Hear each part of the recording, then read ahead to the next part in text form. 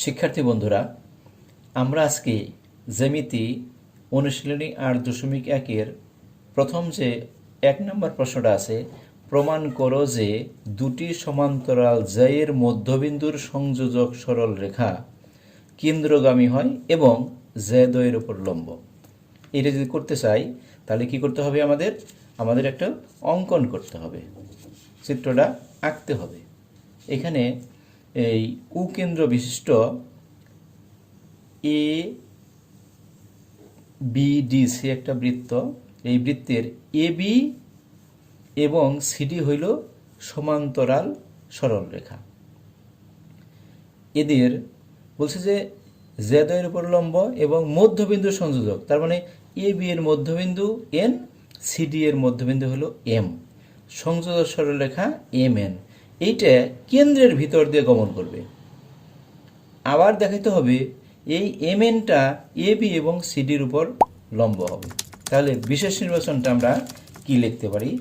বিশেষ নির্বাচন, মনে করি কেন্দ্র বিশিষ্ট বৃত্তে এ বি এবং সিডি দুটি সমান্তরাল জ্যা। এই এ বি এর মধ্যবিন্দু এন এবং সিডি এর মধ্যবিন্দু এম। প্রমাণ করতে হবে এই এম এনটা এ বি এবং এই সিডির যে মধ্যবিন্দুটা, এই মধ্যবিন্দুর সংযোগ সরলরেখা এম এন, এটা কেন্দ্রের ভিতর দিয়ে যাবে। এই যে এম এন সংযোগ সরলরেখা কেন্দ্রগামী হবে, বৃত্তের কেন্দ্র কেন্দ্রগামী হবে এবং এই এ বি এবং সিডির উপর লম্ব হবে। তাহলে আমাদের এখানে একটা অঙ্কন করতে হবে। অঙ্কনটা হলো উ এন এবং উ এম। এই উ এম এবং আগে ছিল এমটা এ বি এর মধ্যবিন্দু, এখন আমরা এই উ এম এবং এই উ এনটা যোগ করলাম। এটুকুই হলো আমাদের অঙ্কন। উ কমা এন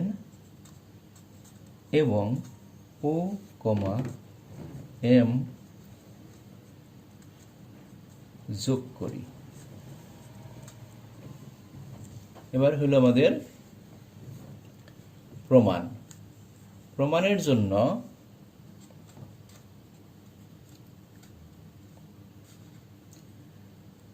প্রথমে ধাপ 1 লিখি আমরা। ধাপ 1-এ কি লিখতে পারি? তাহলে কেন্দ্র বিশিষ্ট এই বৃত্তের এ বি জ্যায়ের মধ্যবিন্দু এন লিখতে পারি যে কেন্দ্র বিশিষ্ট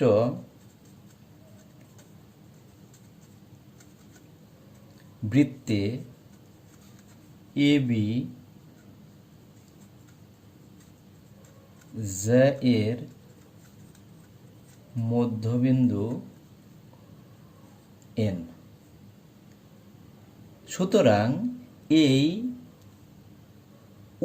এনটা এ বির উপর লম্ব হবে, কারণ আমরা একটা উপপাদ্য শিখছিলাম যে জ্যায়ের মধ্যবিন্দু এবং কেন্দ্রের সংযোজক সরলরেখা, এই এ বি জ্যায়ের মধ্যবিন্দু এন এবং কেন্দ্র হইল উ, এই দুইটার সংযোজক সরলরেখা হইল উ এন। সেই জন্য যেই উ এনটা, এই উ এন এই এ বির উপরে লম্ব হবে। কি কারণে হবে? আমরা জানি যেহেতু জ্যা-এর মধ্যবিন্দুর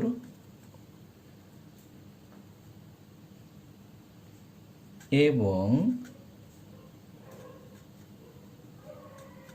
কেন্দ্রের সংযোজক সরল রেখা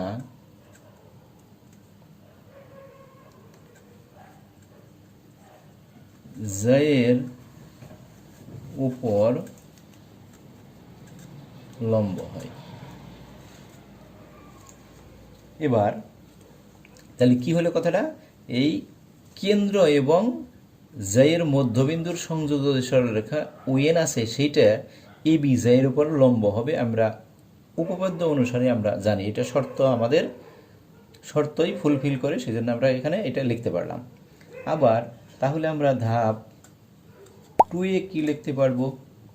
একই কথা লিখতে পারবো। ধাপ 2 এর বেলায় লিখতে পারি আবার সিডি এর মধ্যবিন্দু, আবার সিডি, এই যে সিডি, এই সিডি এর মধ্যবিন্দু, এটা মধ্যবিন্দু দিয়ে দিছে, প্রশ্নেই দেওয়া ছিল এর মধ্যবিন্দু এম, সুতরাং ওএম লম্ব সিডি, ওএমটাও সিডির উপর লম্ব। কি কারণে? সেম কেস ওইটাই, আমরা এখানে ওটাই লিখে দেবো, এর মধ্যবিন্দু সংযোজক সরলরেখা এবং এর উপর লম্ব, এর মধ্যবিন্দু এবং কেন্দ্রের সংযোজক সরলরেখা এর উপর লম্ব, এই কারণে। তাহলে আমরা কি পাইলাম? পাইলাম ওএন ইবির উপর লম্ব, ওএম সিডির উপর লম্ব। তাহলে আমরা দ্বিতীয় ধাপে সিডি এর মধ্যবিন্দু এম এবং বৃত্তের কেন্দ্র ও, সুতরাং এই ওএমটা সিডির উপর লম্ব, কারণটা লিখব কি? এর মধ্যবিন্দু এবং কেন্দ্রের সংযোজক সরলরেখা এর উপর লম্ব হয়, একই কারণে। ওই কারণটাই আমরা এখানে লিখে দিতে পারবো। তাহলে আমরা কি পাইলাম? ওএনটা এবির উপর লম্ব, ওএম সিডির উপর লম্ব, কাজেই এই ওএন এবং ওএম একই সরলরেখায়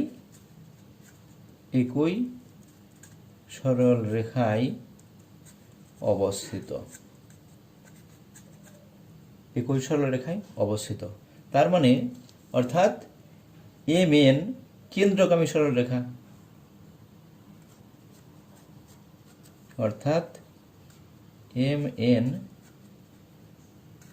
কেন্দ্রগামী, তার মানে কেন্দ্রের ভিতর দিয়ে এরা যাবে, কেন্দ্রগামী সরলরেখা। যদি এম এন কেন্দ্রের ভিতর দিয়ে যায়, আমরা এখন ওখানে বলছিলাম যে ওএম এবির উপর লম্ব, ওডি সিডির উপর লম্ব, এটাও আমরা বলছিলাম। তার মানে এখানে লিখতে পারি এবং এ বি ও সিডি